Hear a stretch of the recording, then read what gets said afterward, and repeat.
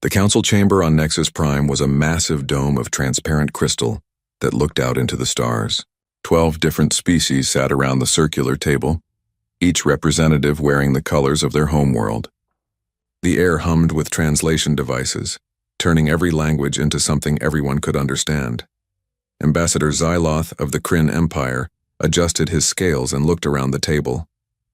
His people were reptilian, standing on 2 legs with bright green skin that shifted colors with their moods. Right now his scales showed calm blue patterns, but inside he felt bored. These council meetings were always the same. Trade disputes, mining rights, small arguments that took hours to solve. The matter of the Belton shipping lanes is settled, said Chairman Vross, a tall being made of crystalline structures that caught the light. We move to the next issue. The archaeological findings on Sigma-7. Xyloth barely listened as Dr. Velshaw, a young Kryn historian, stood to present her findings. She was smaller than most Kryn, with darker scales and bright orange eyes that showed her excitement. She touched a control panel and holographic images appeared above the table. Honored council members, Velshaw began, her voice shaking slightly. We have discovered something remarkable in the old archives beneath Sigma-7. Documents that are over 500 years old, from before the coalition was formed. The images showed strange symbols and pictures. Xyloth leaned forward, suddenly interested. The symbols looked familiar somehow, like something from childhood stories. These documents mention a species called humans, Velshaw continued. They came from a planet called Earth, or Terra in their old language. According to these records, humans were part of an ancient alliance of species that existed before our time. Fairy tales, grunted Ambassador Throck, a massive bear-like creature from Urson Prime. His fur was silver with age and his voice was deep like thunder. Every civilization has myths about ancient races. It means nothing. With respect, Ambassador Throck, these are not myths, Velshaw said, her scales flickering orange with frustration. We have physical evidence. There is a derelict space station on the edge of the Tarot system that matches the architecture described in these documents. We have recovered weapons that our best engineers cannot understand, let alone replicate. The metal they are made from is stronger than anything we can produce. She brought up another image. It showed a symbol. A blue circle with green land masses and white clouds surrounded by stars. This is Earth, she said quietly. Or it was. According to the records, 500 years ago there was a great war. Many species died. The humans fought in this war, and after it ended, they disappeared. No one knows what happened to them. Some records say they were destroyed. Others say they chose to leave, to go beyond the known galaxy. And some records, said Ambassador Filn, a floating jellyfish-like being from the water world of Aquos, say that humans were the most dangerous species in the galaxy. Warriors who could live on almost any world, who refused to surrender even when defeat was certain, who would burn their own cities rather than let enemies take them. Ghost stories to frighten young ones, Throck said with a snort. If these humans were so powerful, where are they now? Dead and gone, that's where. Lost to time like 1,000 other species. Xyloth studied the images carefully. He remembered the stories his grandmother had told him when he was young. Stories about the sky warriors from Earth who could breathe fire and never felt fear. Stories about ships that could cross the galaxy in days. He had thought they were just stories, meant to teach lessons about courage and honor. What else do the records say? He asked Velshaw. Her scales brightened with hope that someone was taking her seriously. They say that humans had no natural weapons. No claws, no venom, no thick armor like many of us. But they had something else. They had minds that could solve any problem. They had bodies that could heal from terrible wounds. They could eat almost anything, live in almost any temperature, and adapt to places that would kill other species. They also, she continued, pulling up another document, had something the old records call persistence. They would chase prey for days until it collapsed from exhaustion. They would fight battles that lasted years. And they had a saying that appears in many of the recovered texts: humanity does not go gentle into that good night. Poetry, Throck dismissed. This is a waste of the council's time. Chairman Vross held up one crystalline hand. Dr. Velshaw, the council appreciates your research. However, we must deal with present matters, not ancient history. File your reports with the Archaeological Society. If anything significant develops, inform us. Velshaw's scales dimmed with disappointment, but she nodded and sat down. Xyloth felt sorry for her. She had made an interesting discovery. But in a galaxy of 47 star systems and 12 species, who cared about ghosts from the past? The meeting continued for 2 more hours. Discussions about food shipments, about new colonies, about a minor territorial dispute between the Quarim and the Seldry that had been going on for 3 years. Boring, safe, predictable things. This was the galaxy now. Peaceful, organized, maybe a little too comfortable. Finally, the meeting ended. The ambassadors began to leave, heading to their ships or to their quarters on Nexus Prime. Xyloth stopped beside Velsha, who was gathering her data tablets. "I found your presentation interesting," he said. She looked up, surprised. "Thank you, Ambassador.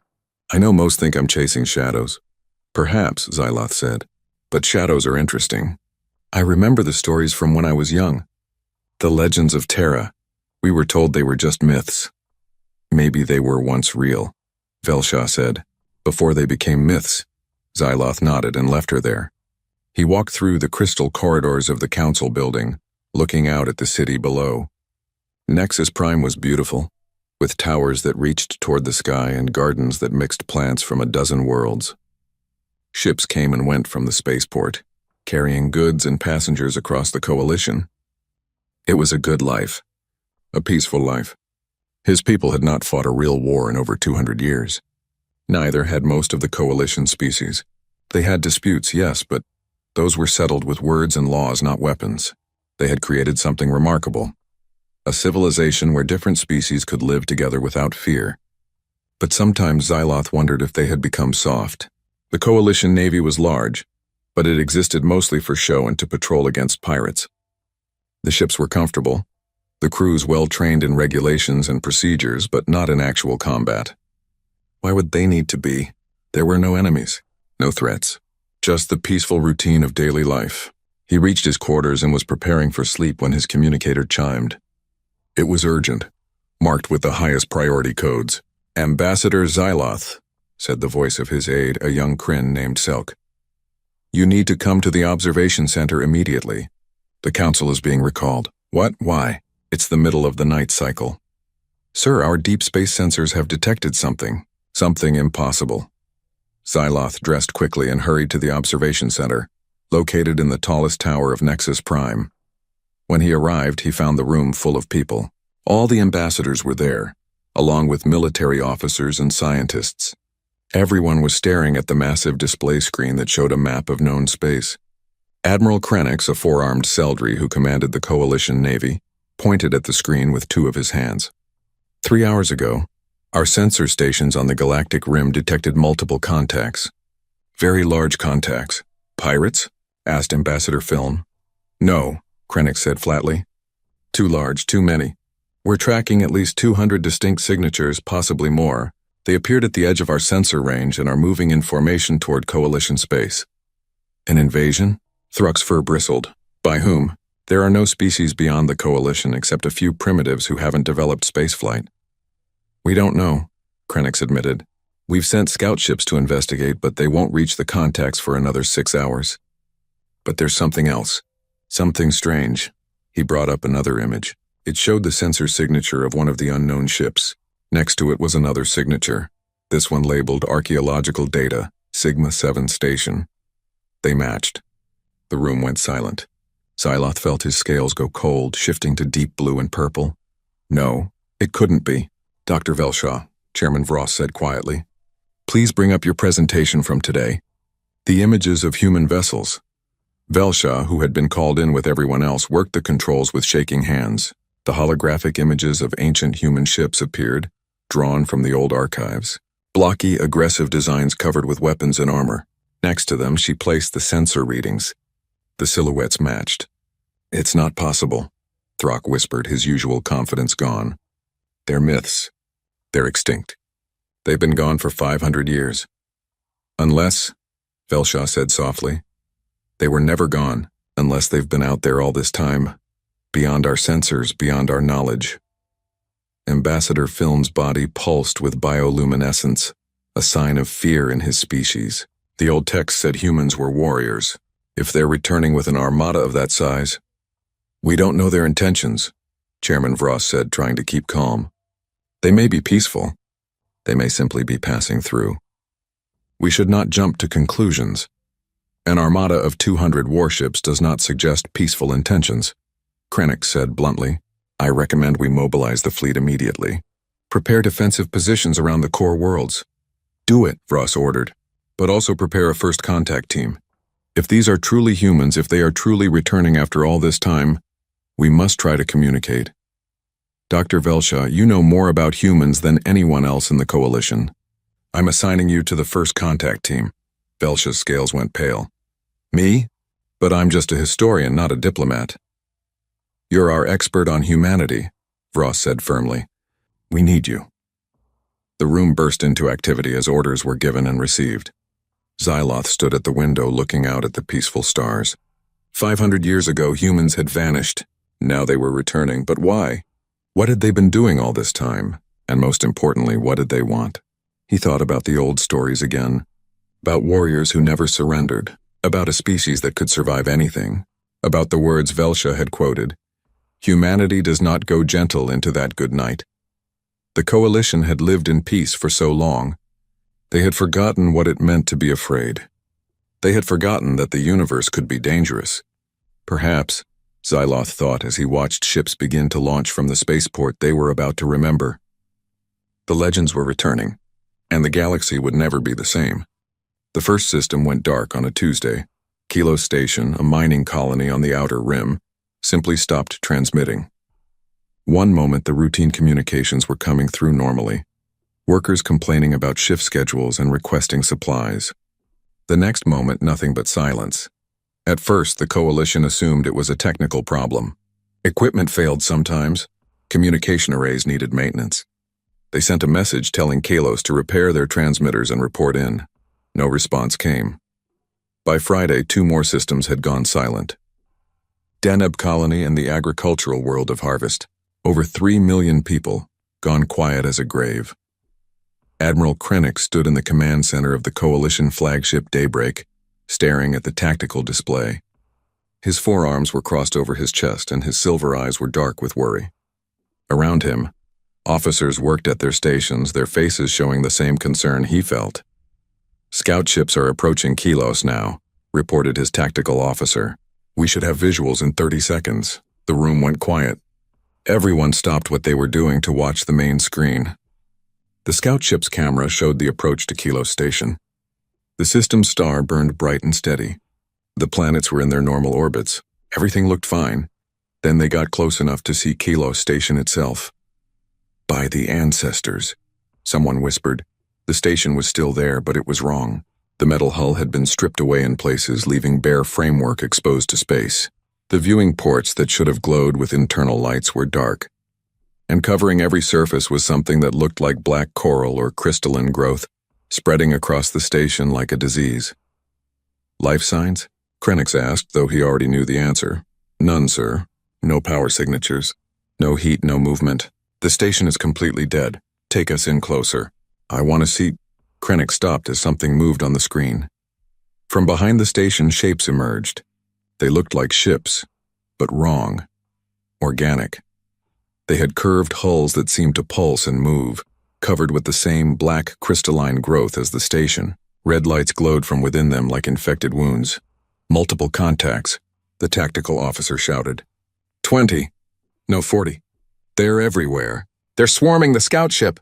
On the screen, the organic ships moved with terrible speed and coordination. They surrounded the Coalition scout ship like insects around prey.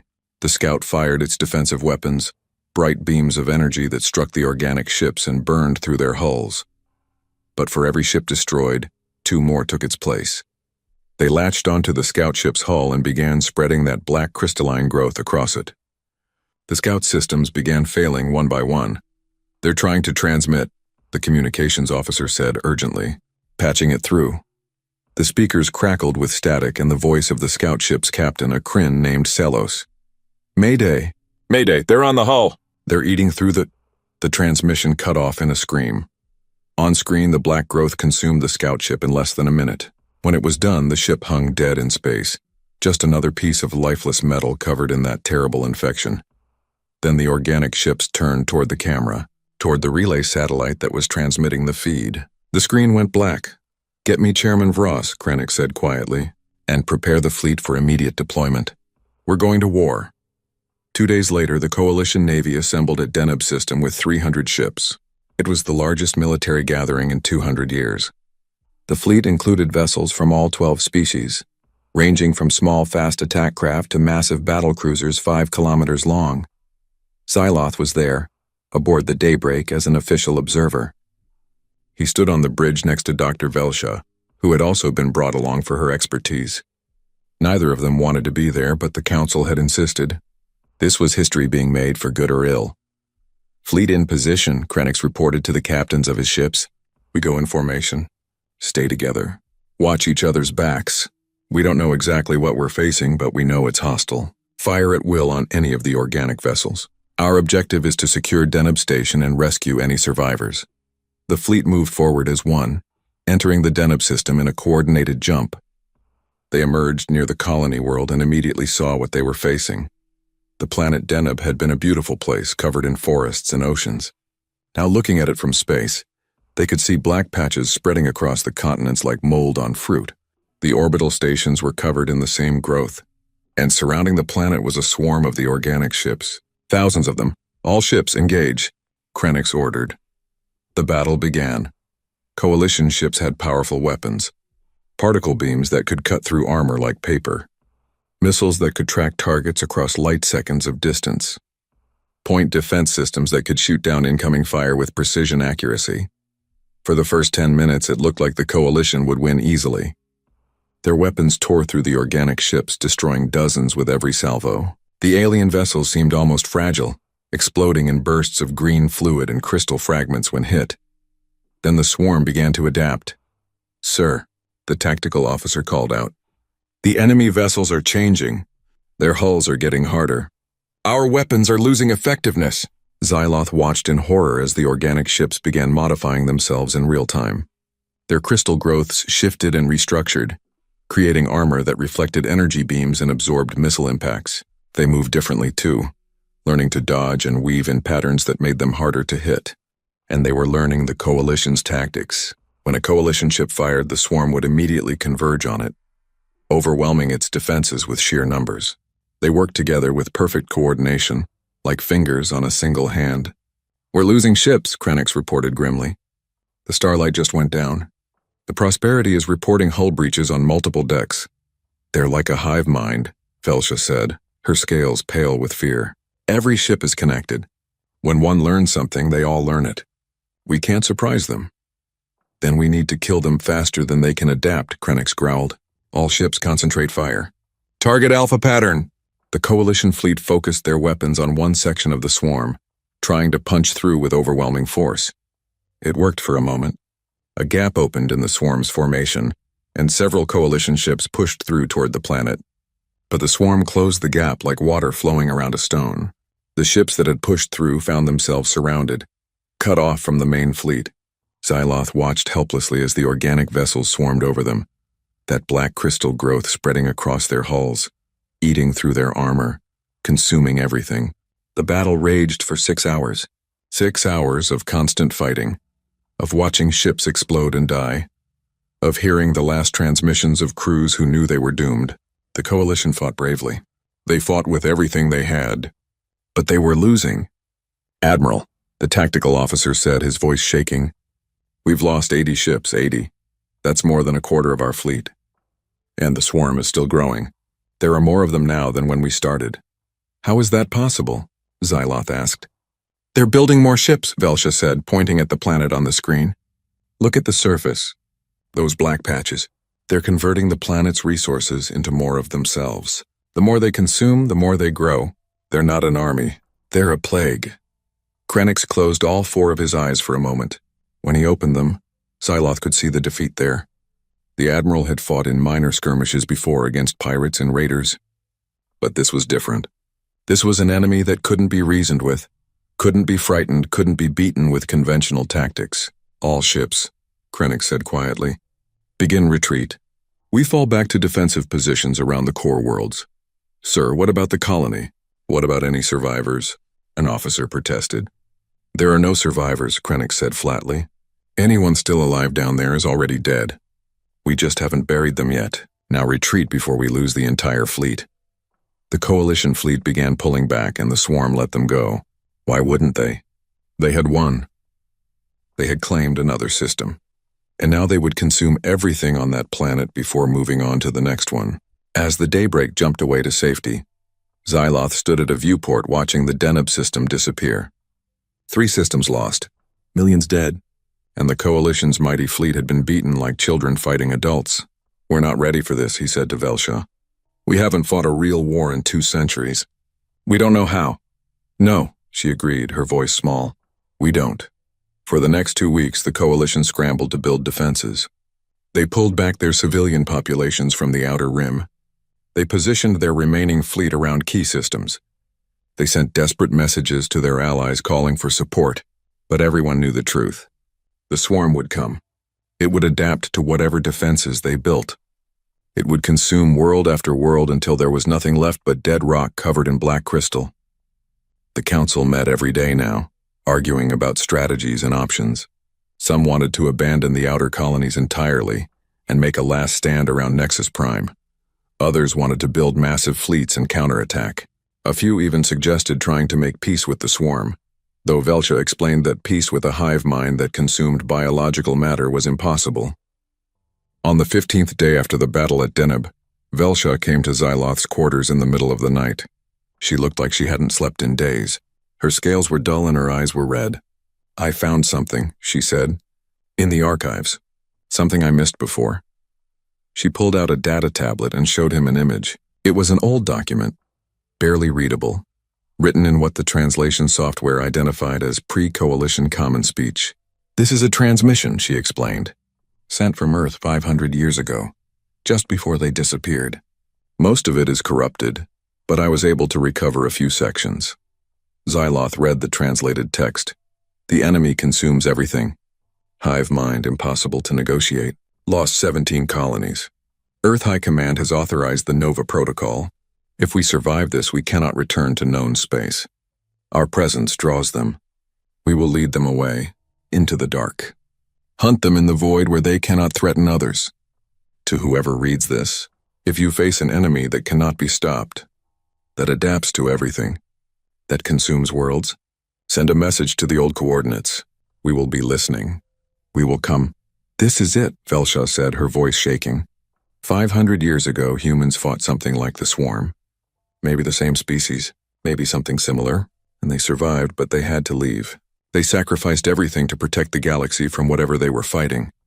And now they've been out there all this time," Xyloth said slowly, understanding dawning.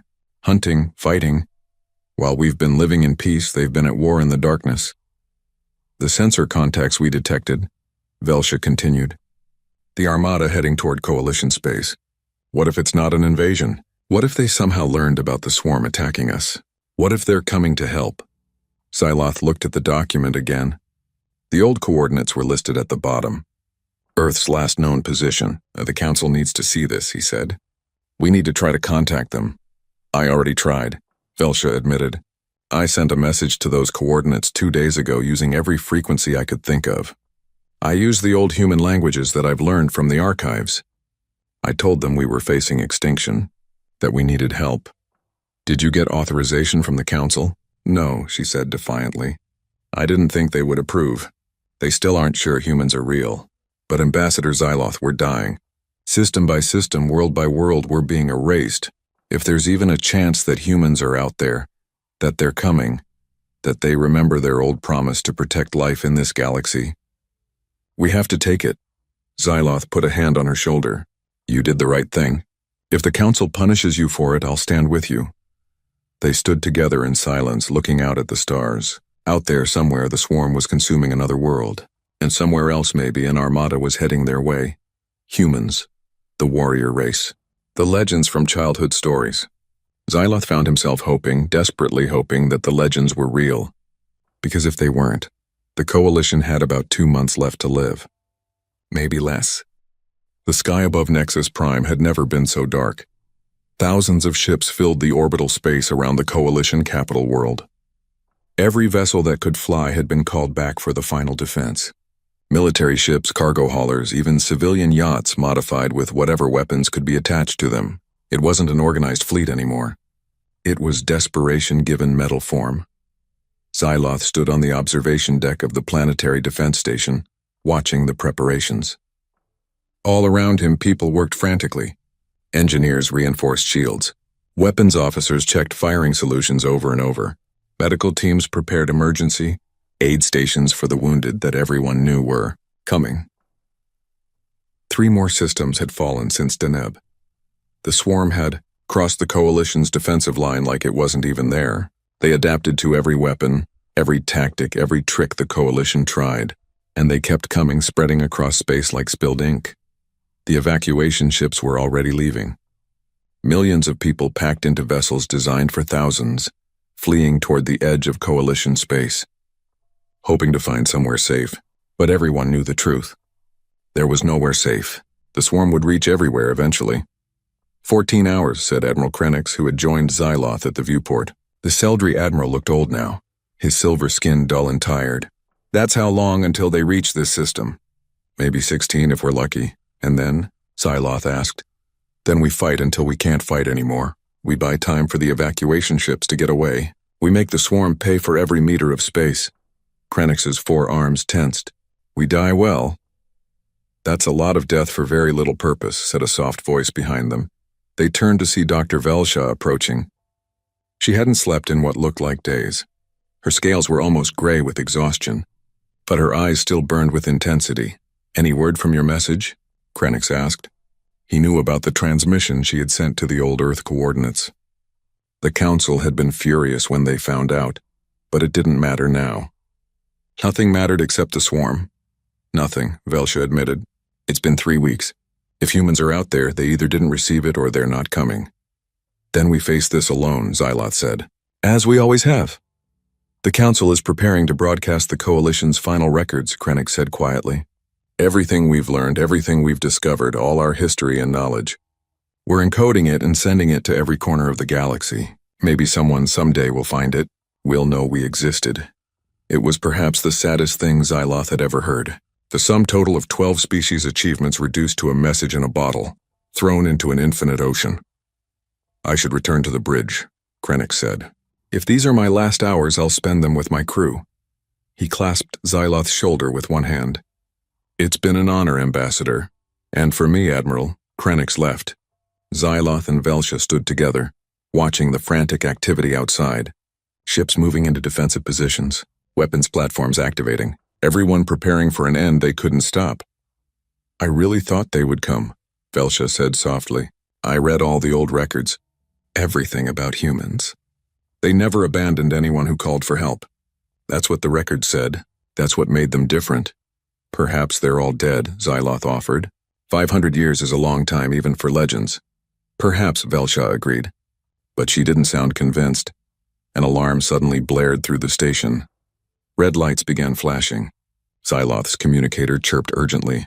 Ambassador Xyloth, report to command immediately, a voice said. We have a situation, they ran.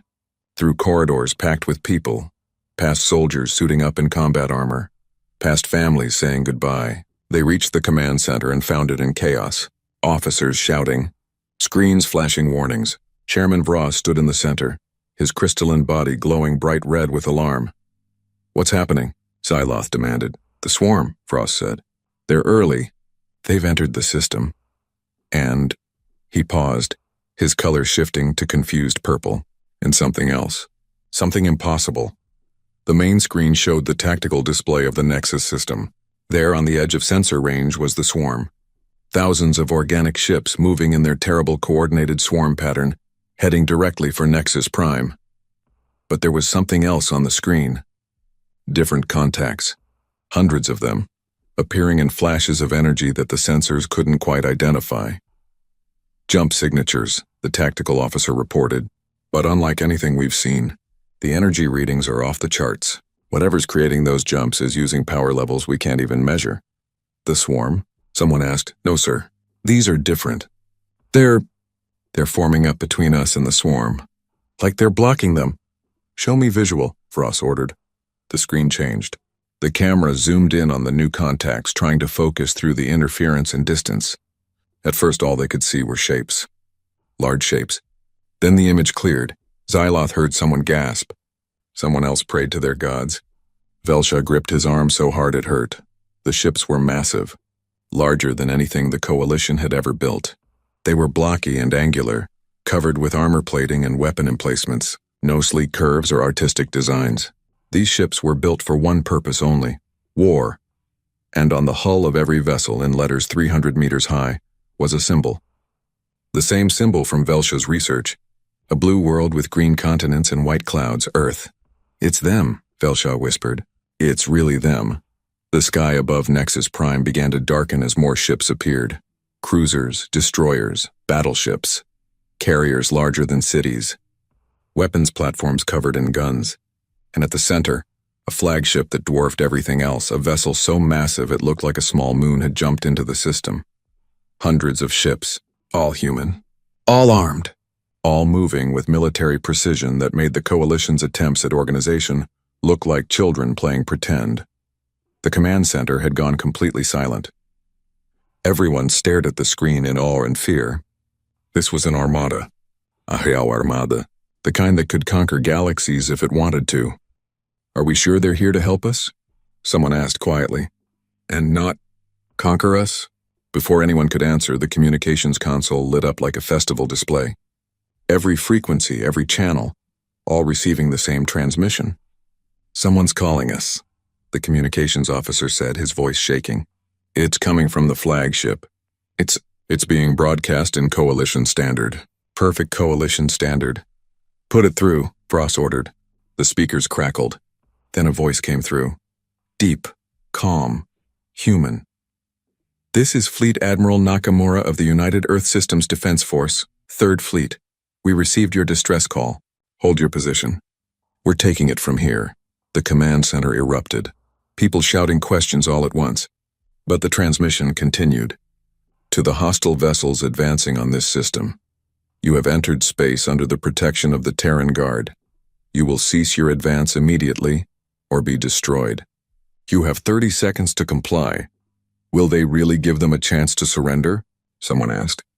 Velsha shook her head. "Look at their weapons. They're already charging. The surrender offer is for us.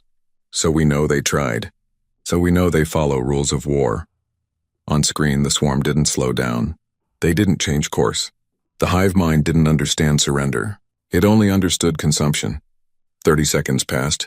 "Target all hostile vessels," Admiral Nakamura's voice said calmly. "Fire at will." The human fleet opened fire. Xyloth had seen battles before. He had watched the Coalition fleet fight at Deneb. He thought he understood what warfare looked like.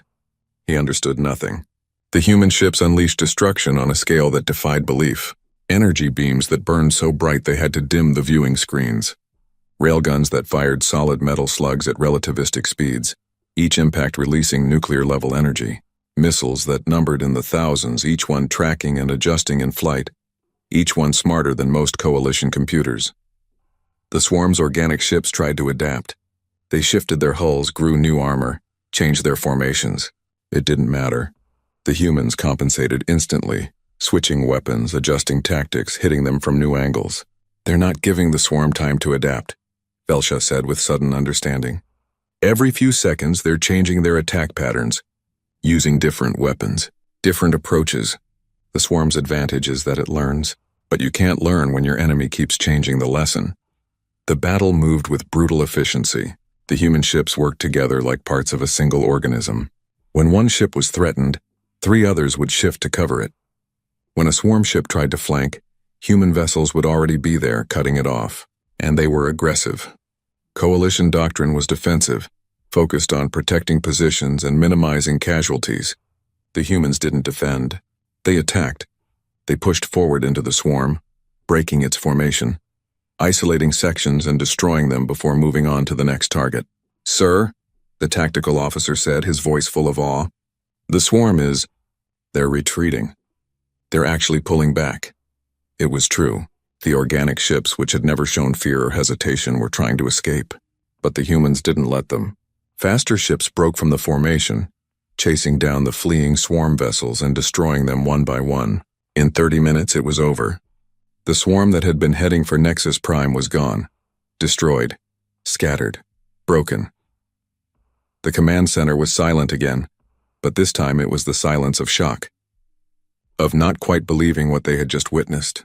"Admiral Nakamura is calling again," the communications officer said. "Put him through," Voss said. "Coalition Command, this is Nakamura. The immediate threat has been neutralized. We're deploying patrol groups to sweep the system for any remaining hostiles. We'd like to send a shuttle to Nexus Prime to coordinate with your leadership. We have a lot to talk about." Voss looked around the room at the other council members who had gathered. Throck looked like he was in shock, his fur standing on end. Film was pulsing rapidly with bioluminescence. Even the usually composed Voss was shifting through rainbow colors. "Tell them," Voss paused, gathering himself. "Tell them they are welcome and thank them. Thank them for answering our call."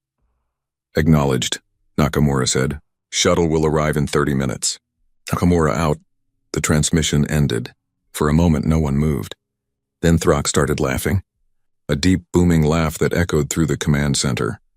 "They're real," he shouted. "By all the stars, they're actually real. The legends are real!" Others joined in, laughing and crying with relief and joy and disbelief all at once. They had been hours from death. The evacuation ships were still running. The defensive positions were still manned. Everyone had been preparing to die. And then the sky had darkened with humanity's return. Xyloth found himself laughing too, holding on to Velsha as she cried happy tears. They were alive. Against all possible odds, they were alive. "I told you," Velsha said between sobs. "I told you they would come." "You did," Xyloth agreed. "You were right, and we were all fools not to believe you." 30 minutes later, a human shuttle landed at the spaceport. It was escorted by 6 fighter craft that moved with impossible agility, doing aerial maneuvers that would have torn coalition vessels apart with G-forces. The shuttle doors opened and Admiral Nakamura emerged. He was human, actually human, not a myth or a story but a real person walking down the landing ramp. He was tall, over 2 meters, with dark hair graying at the temples and eyes that seemed to see everything at once.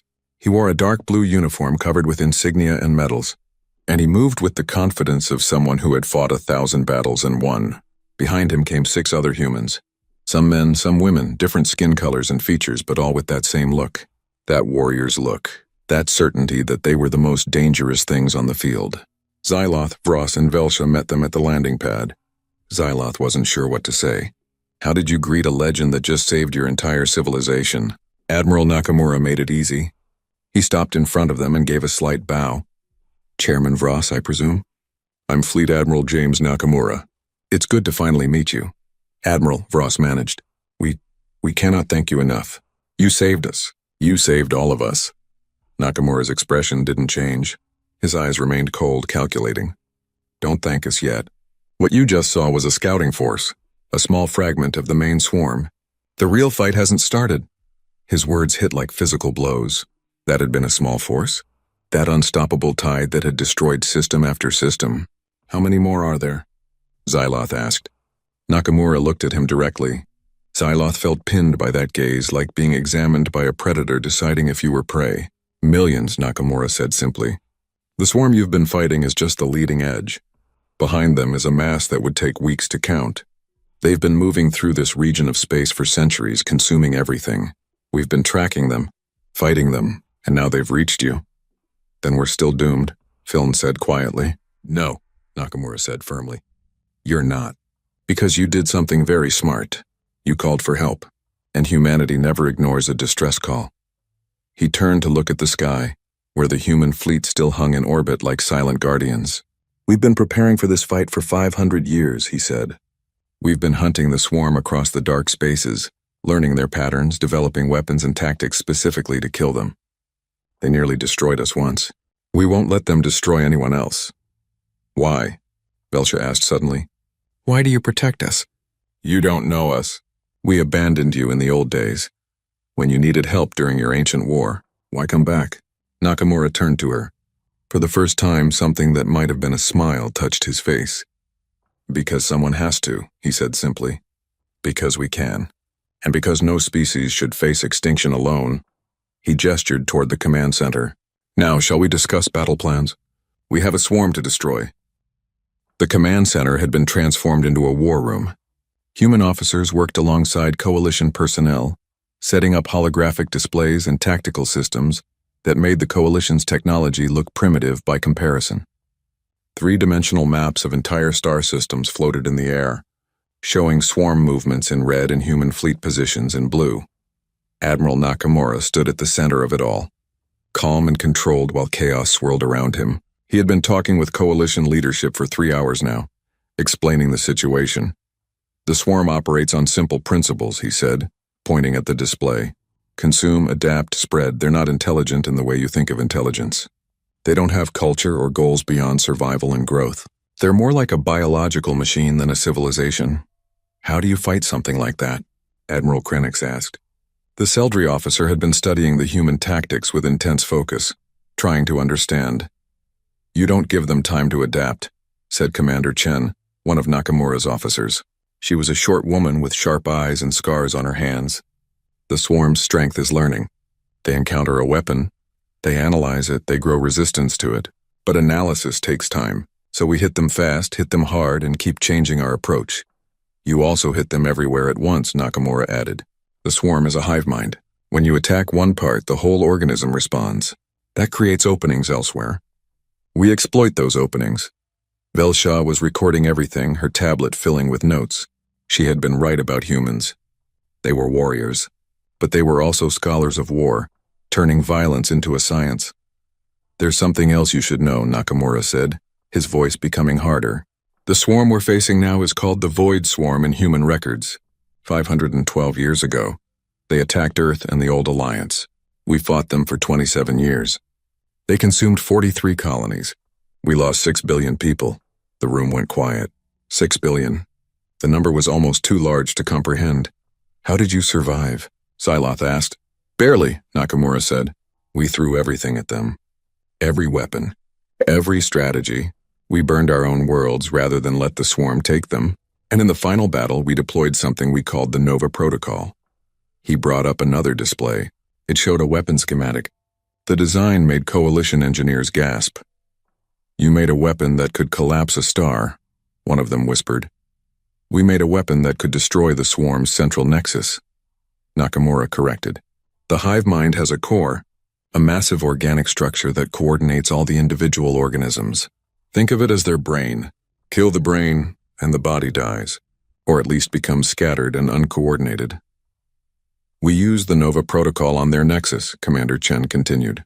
It worked. The swarm broke apart, scattered across space. We thought we'd won, but, Frost prompted. But the swarm can regrow, Nakamura said grimly. Given enough time and resources, the scattered pieces can form new nexuses, new hive minds. We realized we had two choices. Return to the old alliance and pretend the threat was gone, knowing it would eventually return. Or hunt them, Velsha finished. Track every piece. Destroy them before they could reform. Exactly, Nakamura nodded. Earth made a decision. We would leave known space. We would tell everyone we were dead, gone, extinct. And we would hunt the swarm in the dark places where no one else would have to face them. For 500 years, Throck said in awe. 500 years of war. We've lost entire generations who've never seen Earth except in pictures, Nakamura said. His voice stayed level, but Xyloth could hear the weight of centuries behind it. Children born on warships. Families who've known nothing but combat. We've become something different from what we were. We've become the Terran Guard, humanity's sword in the darkness. And now the swarm has found us, Xyloth said. Now they've found you, Nakamura agreed. Which means we were sloppy. We missed pieces. Let them grow too large. For that I apologize. But we're here now and we're going to finish what we started 500 years ago. He swept his hand across the display. The swarm's main body is 3 jumps from here, consuming a cluster of uninhabited systems. They're building strength for a final push toward your core worlds. We're going to hit them first. Full assault. Every ship we have. How many ships do you have? Krenix asked. In this sector? About 2,000, Nakamura said casually. The coalition officers stared. 2,000 warships. The entire coalition navy at its peak had been 300. This is going to be the largest battle humanity has fought in 3 centuries. Commander Chen said. We're throwing everything at them, and we could use your help. Whatever you need, Vross said immediately. All our resources, our ships, our people. We're in this together. Nakamura studied the coalition leaders for a moment. Then he nodded. Appreciated. We'll integrate your ships into our formation, assign them defensive roles to protect key positions. Your people are brave, but you don't have the training or equipment for frontline assault against the swarm. No offense, but none taken, Krennic said. We've seen what they can do. We'll help however we can. Good, Nakamura said. We move in 6 hours. Get your people ready. The next 6 hours passed in a blur. Human ships jumped into the system by the dozens, assembling a fleet so vast it looked like a second planet hanging in space. Coalition vessels joined them, looking tiny next to the massive human warships. Xyloth watched from the bridge of the Daybreak as the preparations continued. Human soldiers in powered armor boarded coalition ships, bringing advanced weapons and tactical systems. Human engineers helped upgrade coalition shields and weapons with technology that boosted their efficiency by 40%. They're sharing their technology with us, Velsha noted, watching the work crews. After 500 years of isolation, they're just giving it to us. They're practical, Xyloth said. They want us to survive this. Better to share knowledge than watch us die with outdated equipment. A human officer approached them. She was young, maybe 30 years old, with red hair tied back in a braid and cybernetic implants visible on her temple. Ambassador Xyloth, Dr. Velsha, I'm Lieutenant Reyes. Admiral Nakamura wanted me to brief you on what you'll be seeing in the battle. Since you're civilian observers, you need to understand what's about to happen. She pulled up a holographic display. This is going to get violent. Human doctrine is aggressive and overwhelming. We don't do clean surgical strikes. We do saturation bombardment and mass assault. It's not pretty, but it works. We understand, Xyloth said. I don't think you do, Reyes said gently. But you will. The fleet jumped together, a coordinated movement of over 2,000 ships. They emerged on the edge of a star system that had once been beautiful. 3 planets, 2 gas giants, an asteroid belt rich with minerals. Now it was hell. The planets were covered in black crystal growth. The asteroids had been consumed and reformed into organic ships. And in the center of the system, floating in space like a dark star, was the Nexus. It was massive, larger than moons, a spherical structure of organic tissue and crystal, pulsing with red light. And surrounding it were swarm ships beyond counting. They filled space like a storm cloud, millions of them, all connected to the Nexus through invisible threads of hive consciousness. Dear gods, Krennic whispered. How do we fight that? Watch and learn. Admiral Nakamura's voice came through the communication system. All ships, this is Nakamura. Remember your training. Trust your crews. And know that humanity stands with you. For Terra. For Terra.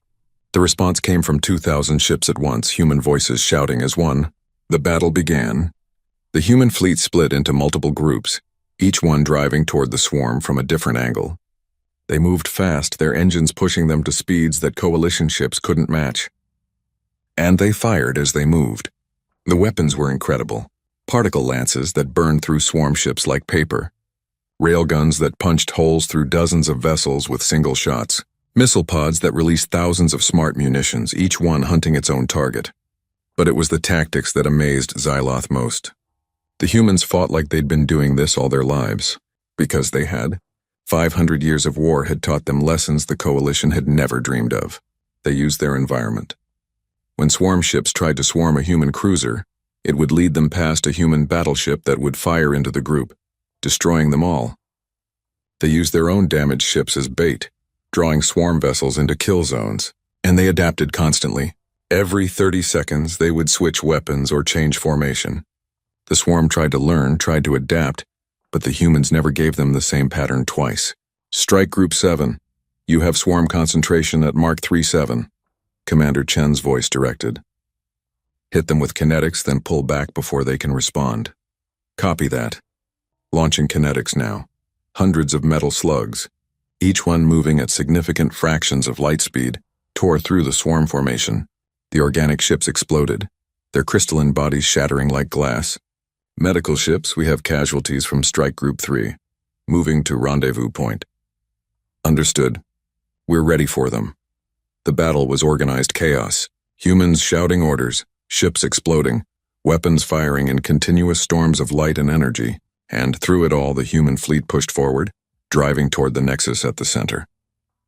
"They're protecting the Nexus," Reyes said, pointing at the display. "See how the swarm ships are clustering around it? They know it's their weak point. Can you reach it?" Velsha asked. "Watch." The human carrier, the massive flagship, launched something. At first Xyloth thought they were missiles. Then he realized they were pods, thousands of them shooting toward the Nexus in streams. "What are those?" he asked. "Marines," Reyes said with a fierce grin. "Boarding pods. We're going to take that Nexus from the inside." The pods were shot at by swarm ships, but human fighters protected them, weaving through the defensive fire with impossible skill. The pods crashed into the Nexus's surface and began burning through. "You're putting soldiers inside that thing?" Xyloth asked in horror. "It's what we do," Reyes said simply. On a secondary display, Xyloth could see camera feeds from the Marines. They wore powered armor that made them look like walking tanks, carrying weapons that could destroy vehicles, and they were fighting inside the Nexus, burning through organic tissue, shooting swarm creatures that tried to stop them. It was brutal. It was violent. It was warfare at its most primitive and direct.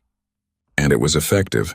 "Fire teams advancing to target zones," a Marine sergeant reported, his voice calm despite the chaos around him. "Heavy resistance, but nothing we can't handle."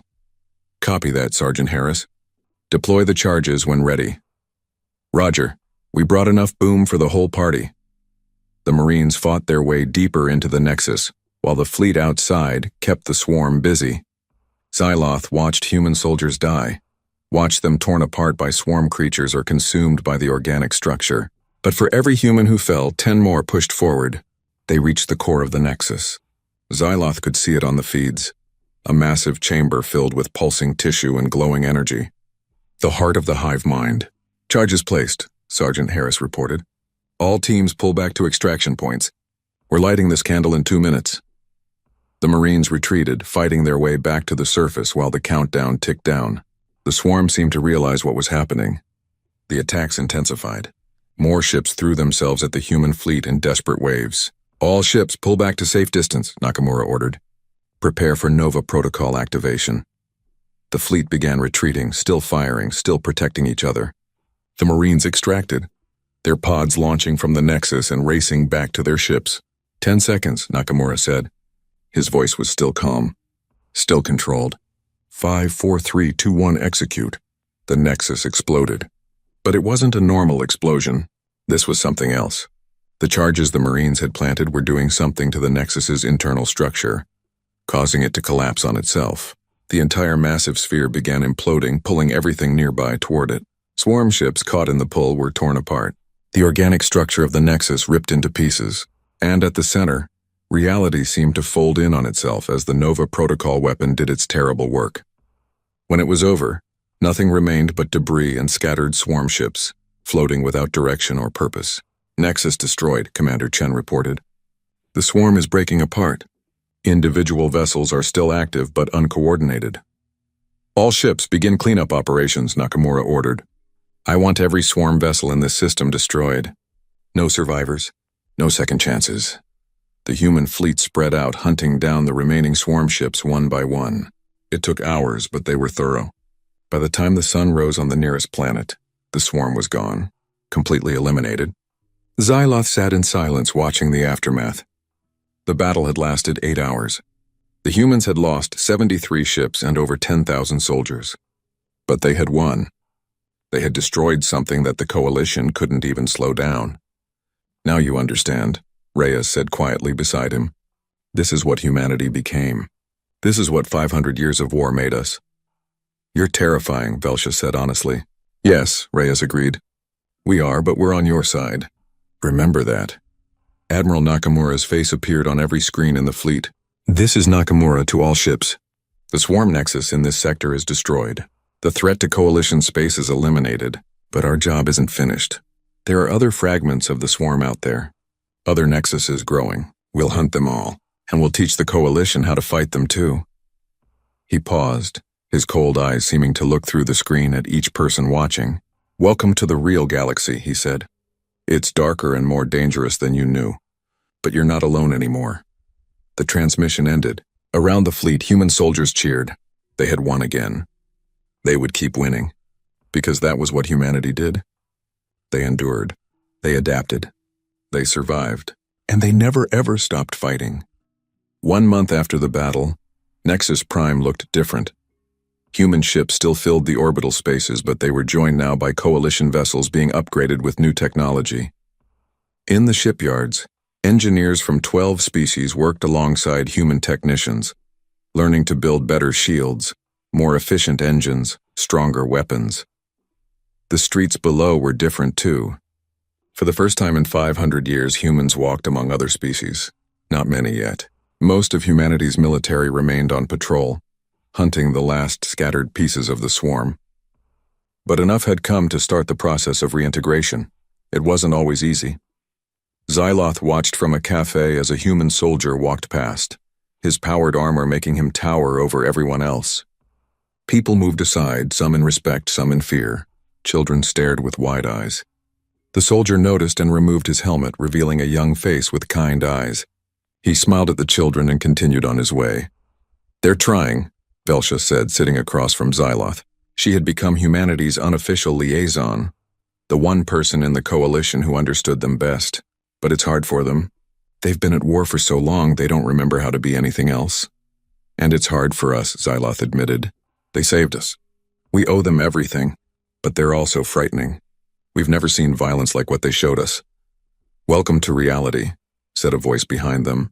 They turned to see Admiral Nakamura approaching. He wore a dress uniform now instead of combat gear, but he still moved like a predator, aware of everything around him.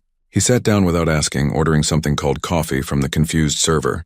"Admiral," Xyloth greeted. "I didn't expect to see you planetside. I thought you'd be with the fleet." "Even admirals need breaks," Nakamura said. "Besides, I wanted to talk to you before the council meeting tomorrow." "Off the record. About?" Nakamura waited until his coffee arrived. He took a sip and grimaced. "You still can't make decent coffee. 500 years and no one learned how." He set the cup down. "Tomorrow, the Coalition Council is going to formally invite humanity to join. To become the 13th species in the Coalition. That's good news, isn't it?" Velsha asked. "Maybe," Nakamura said. "But I need you to understand something before that vote happens. Humanity isn't what you think we are. We're not heroes from your legends. We're soldiers who've been at war for 5 centuries. We're broken in ways you can't see. We carry trauma that goes back 20 generations. You saved us," Xyloth protested. "We did our job," Nakamura corrected. "It's what we're good at, what we've specialized in. But the Coalition needs to understand what they're inviting in." He leaned forward. "We have weapons that could destroy planets. We have tactics that would horrify civilians. We have soldiers who've known nothing but combat since they were old enough to hold a gun. That's what 500 years of war creates. Then why join us at all?" Velsha asked. "Why not stay independent like you have been?" Nakamura was quiet for a moment, looking out at the street. "Because we're tired," he said finally. "Because humanity has sacrificed enough. Because we want our children to see something other than battlefields. And because," he paused, "because we need to remember how to be more than just weapons. The Council will have conditions," Xyloth warned. "Regulations, oversight. We'll accept reasonable conditions," Nakamura said. "But understand this. Humanity will maintain military independence. We'll join the Coalition. We'll follow Coalition law. We'll be part of your society. But when it comes to defense, we answer to Earth High Command, not the Council." "They won't like that," Velsha said. "They don't have to like it," Nakamura said bluntly. "They need to understand it. The Coalition has lived in peace for centuries because you never faced a real threat. We've spent those same centuries fighting horrors you never dreamed of. The swarm you saw? They're just one threat among many out there. The galaxy is darker and more dangerous than you know." He stood up, leaving the terrible coffee untouched. "Tomorrow I'll be polite. I'll be diplomatic. I'll tell the Council what they want to hear. But tonight I'm telling you the truth. Humanity is joining the Coalition, but we're not doing it to be your saviors or your heroes. We're doing it because no species should face extinction alone, and because someone has to stand watch on the rim while everyone else sleeps peacefully." He walked away, leaving Xyloth and Velsha in silence. "He's right," Velsha said finally. "About everything. We've been living in a protected garden, never knowing about the predators outside the walls. Humanity has been fighting those predators for us. Without us even knowing, Xyloth added, without asking for thanks or recognition. The next day, the council chamber was packed. Every ambassador was present, along with military leaders, scientists, and representatives from all 12 coalition species. And sitting at a special position near the chairman was Admiral Nakamura, flanked by Commander Chen and 2 other human officers. Chairman Vross began the meeting formally. Today we vote on a historic matter. The coalition was founded 300 years ago by 12 species seeking peaceful coexistence. Today we propose to add a 13th, a species that we thought was legend, a species that has proven themselves as protectors and allies. The council recognizes Admiral James Nakamura of humanity. Nakamura stood. He looked different from yesterday, more composed, more diplomatic, but Xyloth could still see the soldier underneath. Chairman Vross honored council members, Nakamura began. 512 years ago, humanity left known space.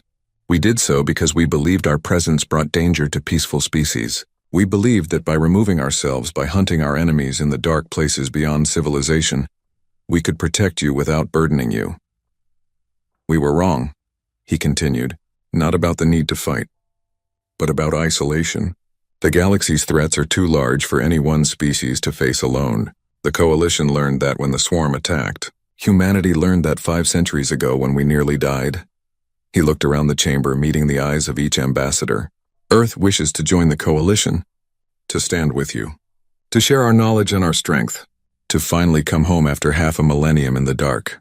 But, he said firmly, we must be clear about our terms. Humanity will integrate into coalition society. We'll follow your laws. We'll contribute to your economy. We'll share our technology and our culture. But in matters of defense, we maintain independence. Earth High Command will coordinate with coalition forces, but our military remains under human authority. Ambassador Throck stood up, his silver fur bristling. Admiral, with respect, the coalition cannot have a member that operates outside our military structure. How can we trust? You can trust us, Nakamura interrupted, his voice cold, because we just saved your entire civilization and asked for nothing in return. You can trust us because we've been protecting you for 500 years without you even knowing. You can trust us because when you sent a desperate message to old Earth coordinates hoping someone would answer, we came with every ship we had. The chamber was silent. Throck sat down slowly. We're not asking to be special, Nakamura continued, his voice softening slightly. We're explaining reality. The Coalition Navy is excellent for peacekeeping and patrol, but you're not equipped for the threats that exist beyond your borders. We are. We've spent 5 centuries becoming the best at it. Let us keep doing what we do best while we learn from you how to be something more than soldiers. And what happens, Ambassador Filn asked carefully, when humanity decides the coalition is a threat? When you turn those weapons on us? Then you'll die, Nakamura said bluntly. Let's not pretend otherwise. Yes, humanity could conquer the coalition if we wanted to. We have the ships, the weapons, the experience. But we don't want to. We never did. If we wanted an empire, we could have built one 500 years ago. Instead, we chose exile to protect others. He paused. You're not asking if humanity is dangerous. You're asking if humanity is trustworthy. The answer is yes. Because we've proven it. Because we've sacrificed everything for an ideal most species abandoned. Because we believe in protecting those who cannot protect themselves. Chairman Vross stood. The council will vote. All in favor of accepting humanity's proposal to join the coalition under the stated terms? One by one, hands rose. Some quickly, some slowly, some reluctantly. But in the end, the vote was unanimous. The motion passes, Vross announced. Welcome to the Galactic Coalition, humanity. May this be the beginning of a new era of cooperation and peace. Nakamura nodded. Thank you, Chairman. Earth accepts. The chamber erupted in applause, humans and aliens alike celebrating the moment.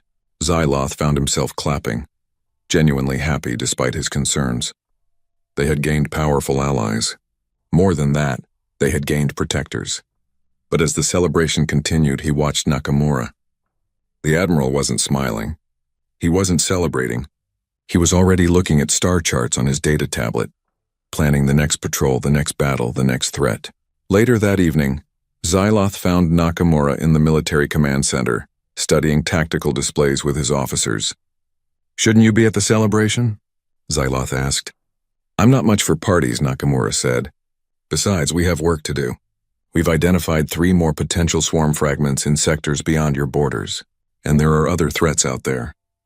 Pirate kingdoms that make your local raiders look like children, rogue AI networks, species that view organic life as food. How long until the Coalition is ready to face those threats? Xyloth asked. Generations, Nakamura said honestly. You've been peaceful too long. It'll take time to build up your defensive capabilities. Train your people, change your culture to accept that violence is sometimes necessary. And in the meantime? In the meantime, humanity stands watch, Nakamura said. We'll patrol the rim. We'll guard the borders. We'll face the darkness so you don't have to, at least until you're ready to stand beside us. Commander Chen approached with a data pad. Admiral, the fleet is ready to deploy. Strike Group Alpha is heading to Sector 7. Strike Group Beta is investigating the AI network signals. Strike Group Gamma is on standby for Coalition support missions. Good, Nakamura said. I'll be joining Alpha. We ship out in 3 hours.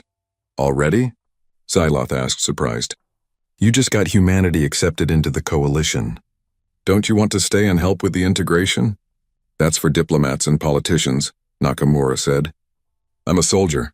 My place is with the fleet, he looked at Xyloth directly. Dr. Velsha will handle the integration. She understands both cultures. She'll do a better job than I could. She's just a historian, Xyloth protested. She's the person who believed in humanity when everyone else thought we were myths, Nakamura corrected. She's the one who sent the message that brought us here. She's earned the right to shape how our species interact. He began walking toward the launch bay and Xyloth followed. Admiral, one last question. Yesterday you said humanity is broken, that 500 years of war damaged you. How do you heal from that? Nakamura stopped walking.